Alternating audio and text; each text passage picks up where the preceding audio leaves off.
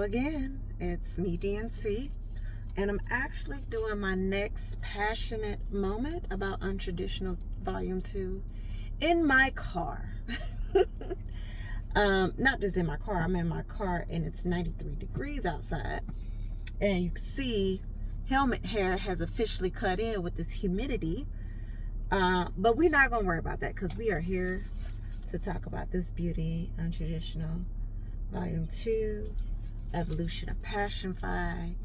And the chapter we are talking about today, I believe we are on chapter 4, which is the second to last chapter. I'm just double checking. 1, 2, 3.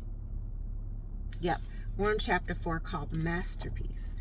And you may see my eyes a little glossy.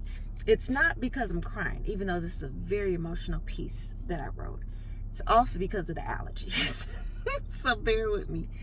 But before we hop into chapter 4, there's 2 terms that I cover right before this chapter, right before Masterpiece. Sexology, which is a noun, the study of sex noun, the study of sex or of the interaction of the sexes, especially among human beings, right? And then we have sex therapy. A noun, a form of counseling intended to help individuals and couples resolve sexual difficulties such as performance anxiety or relationship problems.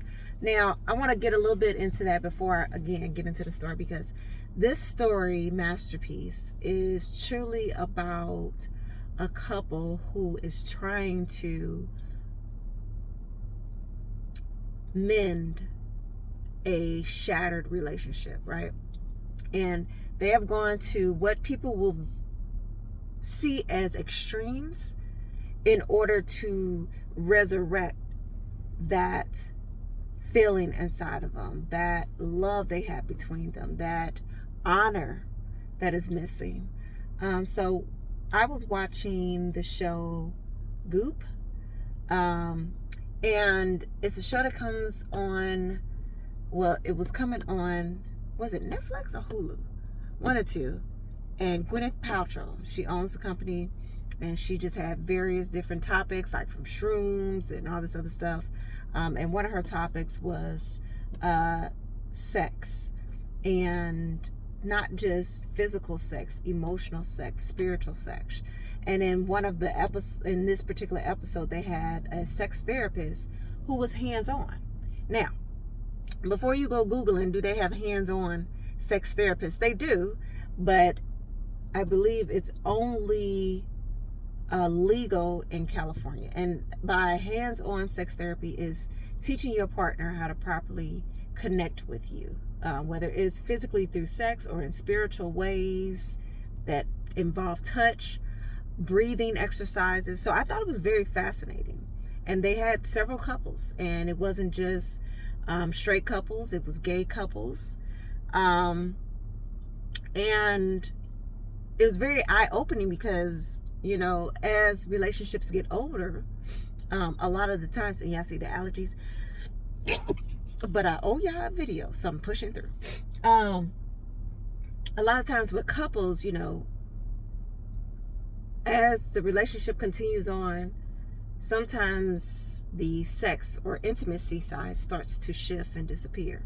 So, not to say that that was what happened in this particular chapter, because I want people to read it for themselves and find their own resolution or their own answers to what they foresee as Kofi and Mara's problem. But it was definitely a part of what could bring them back together, right? Sex is powerful.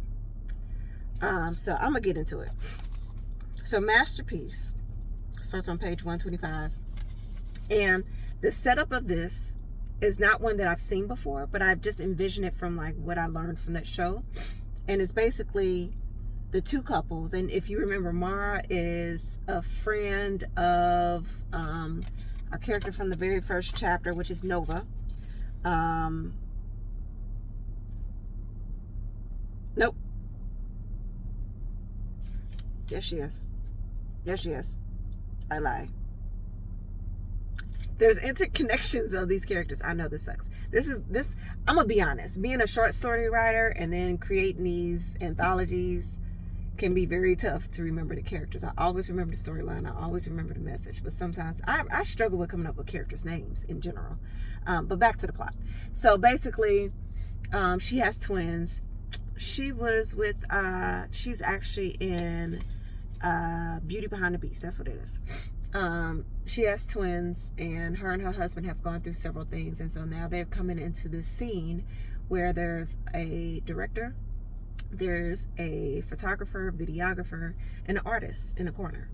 And basically you're seeing them set the tone for how they want the scene to not just come to life, but how they want the couple to enter back into the zone, which when you read the story is actually very familiar to them.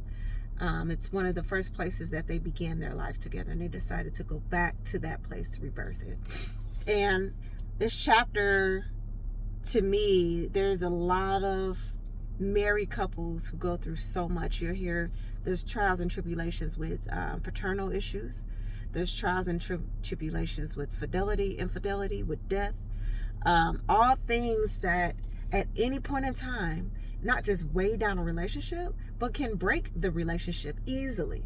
And so rather than them deciding that being separate was the solution, they were willing to go as far as they could, as far as they feel like was necessary to try and get things back on track. And so this was a part of their therapist's recommendation, was to do this kind of connection in this room with this team. And it was basically to get them to be guided in the most artistic way, because they both have a soul for art, and doing it in a way that's very personal to them. They are creating their own path. No one can tell them how to do this. This isn't something they heard worked for somebody else. This is purely them going off of what they, between the two of them, feel could be the last phase and the last resort to rebonding themselves together. I do want to say this quote from their therapist, Cicely, real quick. And again, I'm not going to go too much into, to me, I loved writing this scene because I wanted to involve all of your senses in a very direct and intentional manner. From the smell, from the sight, from the touch, from the hearing. Like, I just really poured a lot of me and my feelings and my thoughts about, if I was to be in this situation, what is it that will resonate with me, that would leave me that memory, that would teach me that this moment was uniquely me and mine. So I'm going to share one of these quotes because I actually have a friend, I have multiple friends who are therapists, and I had one particularly go through and kind of read through to make sure I was pretty much on par with what would be said in this type of scenario. And Cicely is a therapist. Cicely says, sometimes trauma is felt yet covered up to move forward. Healing, however, truly comes from the acceptance that you both feel like something is lacking in the relationship, which has resulted in you both running to others who still couldn't fill that void like you do for each other. And I've always told people this in relationships, and it's because I heard it from an older couple, or a girlfriend who told me from an older couple. Either way, it came down. The storytelling came down, okay? That the only reason why people stay together is truly because they want to. It is not a need. It is not this dangerously in love concept. It is pure want to not to be with another person, or to not be with that person another moment. And I feel like it is kind of powerful and scary, but it's a realistic thought that I hope everybody keeps in mind when they're thinking about going in a relationship. Relationships are not easy. You rarely are ever marrying your twin, your doppelganger. I don't know if you want to, I mean, it depends. I mean, some people do. But some people like a lot of yin and yang, right? And I do feel like this relationship, I don't go deep into their past, I'll be honest with you. I do give you enough to understand why this moment is very powerful for them. And then I just let you feel the power through the pages, baby. So tell me what you think. Again, Masterpiece, Untraditional, Volume 2. Tell me what you think.